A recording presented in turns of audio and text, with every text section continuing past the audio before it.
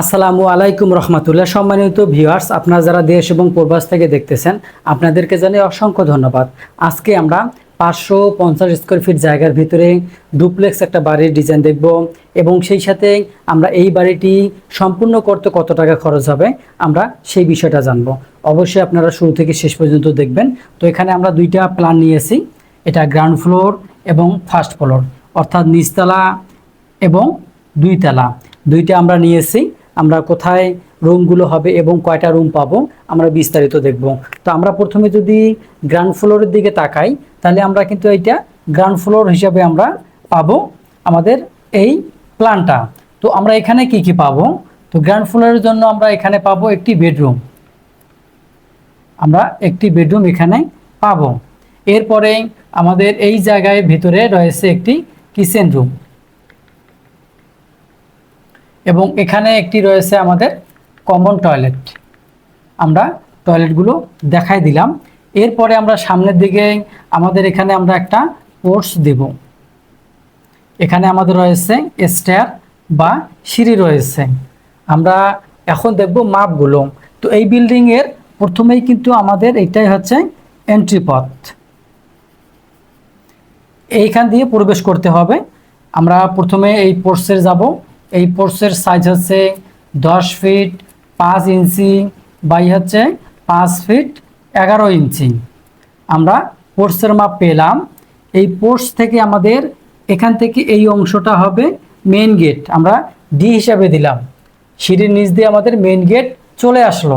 আর এই সিঁড়িটা কিন্তু আমাদের এখান থেকে শুরু হবে, এখান থেকে শুরু হয়ে এখানে আমাদের শেষ হবে। এই সিঁড়িটা এইভাবে চলে গেল। আমরা সিঁড়িটার মাপ যদি দেখি তাহলে এখানে কিন্তু এই যে অংশটা দেখতেছেন সিঁড়ি রয়েছে এবং সেই সাথে ড্রয়িং ডাইনিং একত্রিত।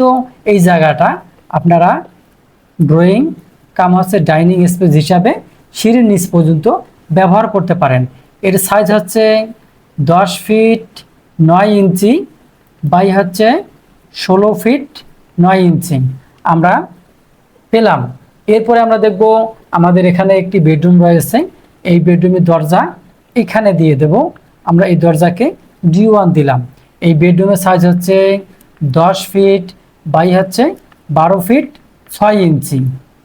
আমরা 10 ফিট বাই 12 ফিট 6 ইঞ্চি একটা বেডরুম পেয়ে গেলাম। এরপর আমরা এখানে যে রুমটি রয়েছে এই রুম হচ্ছে কিচেন রুম। এই রুমের দরজা আপনারা এদিক দিয়েও দিতে পারেন, আবার চাইলে এদিক দিয়েও দিতে পারেন। এই কিচেন রুমের সাইজ হচ্ছে 6 ফিট 4 ইঞ্চি বাই হচ্ছে 6 ফিট 6 ইঞ্চি।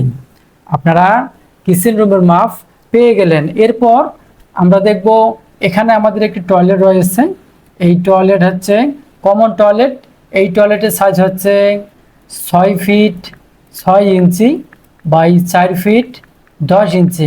তবে আপনারা 6 ফিট 6 ইঞ্চির জায়গায় আপনারা 7 ফিট পর্যন্ত করতে পারেন আপনাদের সুবিধা অনুযায়ী। আমরা এই দরজাগুলো D2 হিসাবে দিয়ে দিলাম। এখন অনেকের দেখা যায় যে বাইরের দিকে বা বাড়ির পিছন দিকে কিচেন রুম হতে পারে বা বাইরে দরজা দেওয়া লাগতে পারে, সেই ক্ষেত্রে আপনারা এই দিক দিয়ে দরজাটা দিতে পারেন। অথবা যদি আপনারা আরও একটা দরজা রাখতে পারেন, আমরা বাম সাইডের দিকে এই দিকেও কিন্তু দরজাটা রাখতে পারেন।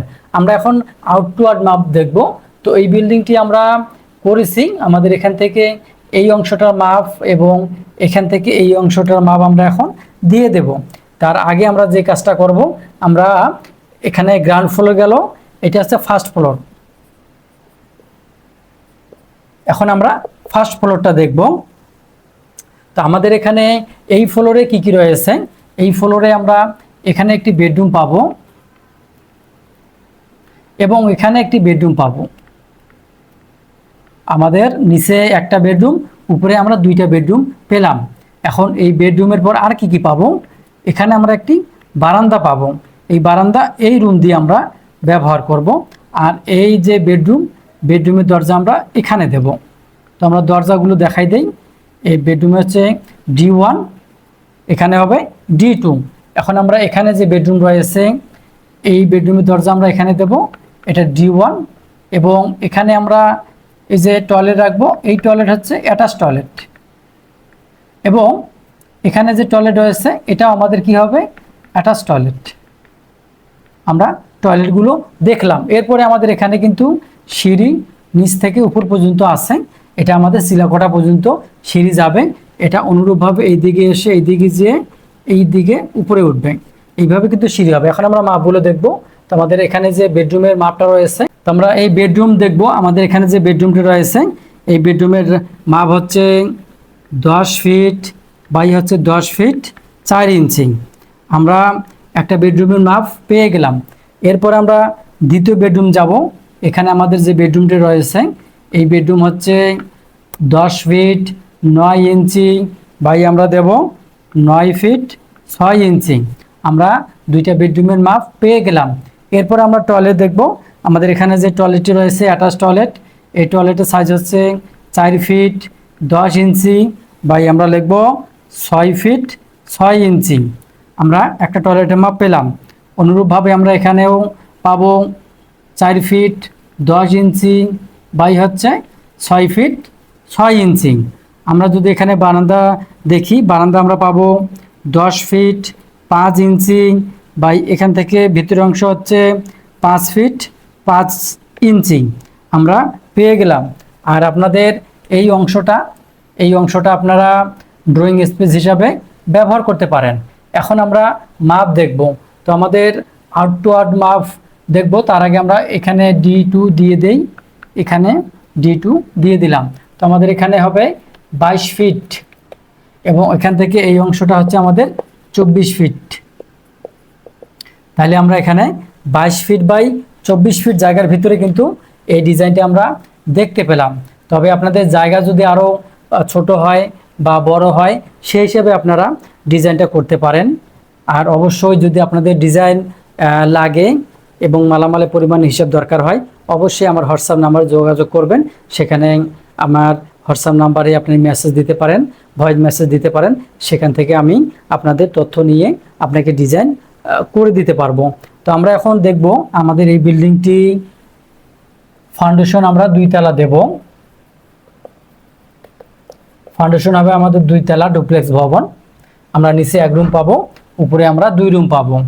আর এটা হচ্ছে আমাদের কমপ্লিট করতে প্রায় খরচ হবে 20 থেকে 22 লক্ষ টাকা। অর্থাৎ 2 তলা ফাউন্ডেশন দিয়ে এই বিল্ডিংটা যদি করতে চান, এখনকার সময় অনুযায়ী 20 থেকে 22 লক্ষ টাকা খরচ হবে। আমাদের এখানে 550 স্কোয়ার ফিট জায়গা,